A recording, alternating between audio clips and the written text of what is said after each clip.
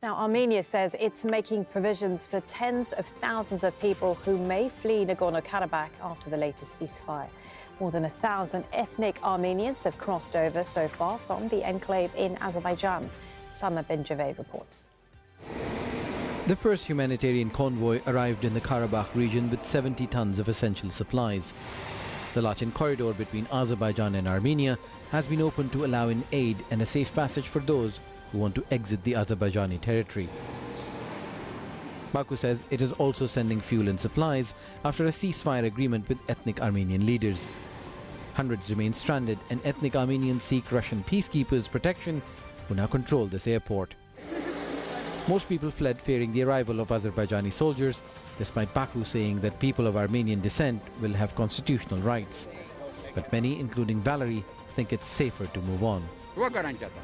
Who can give us the guarantee? We found a liter of gasoline, ran away and came here. Shall we go so that the young people are killed? Armenian Prime Minister Nikol Pashinyan is seeking effective mechanisms of protection for Armenians. Armenians in Nagorno-Karabakh continue to face the threat of ethnic cleansing. In recent days, humanitarian aid has arrived, but this does not change the situation. And unless real living conditions are created and effective mechanisms of protection from ethnic cleansing, then the Armenians of Nagorno-Karabakh will see exile from their homelands. Armenians claim Nagorno-Karabakh is their ancestral homeland, but the mountainous region is internationally recognized as part of Azerbaijan. The latest military push, which Azerbaijan calls a counter-terrorism offensive, was aimed at disbanding and disarming ethnic Armenian fighters who've now surrendered their weapons. This is the weapon. This is the weapon that used to belong to the Armenian Armed Forces detachments and also irregular Armenian forces that were here, and it was seized from them just in the last 2 days, during the last 2 days. Amid mounting international concern about Armenian civilians, Azerbaijan is assuring Karabakh residents that there will be no prosecution. Tens of thousands of ethnic Armenians have lived in the Karabakh region for over 3 decades. Now that the Azerbaijani government tells them that civilians and those who lay down their weapons will not be prosecuted, it will take time for people to decide whether they want to stay or leave. Sama bin Javed, Al Jazeera, by Lagan in the Karabakh region. Well, Osama bin Javed joins us now live from the Lachin border crossing in Azerbaijan. Osama, what is the situation where you are? What are you hearing? Are you crossing back into Armenia?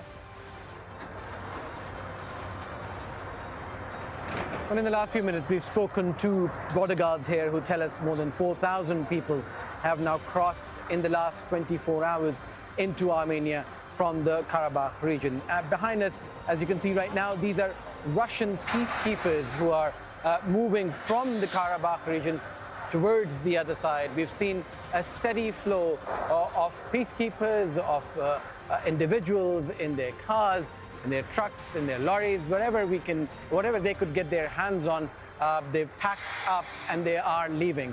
Although there have been guarantees given by Azerbaijan for these people that they will be treated as Azerbaijani citizens, many of them do not believe it. And as you heard, there has been a long history to why that is the case, because there was a war in the 1990s, there's been a war in 2020, and in the last week or so, there have been more escalating tensions, and now there's an agreement with ethnic Armenians that they're going to lay down their weapons, they're going to disarm, and Azerbaijanis are saying that they're free to leave or stay, whatever they decide to do. So once these cars come from Karabakh, they go through this checkpoint, and further down that road, beyond that bridge, is Armenian territory where they're crossing into. We've heard from Armenian leaders that they are going to be welcomed into Armenia, but it is an uncertain future, as people have been telling us as they trickled through this border point that they are going into. This was their home,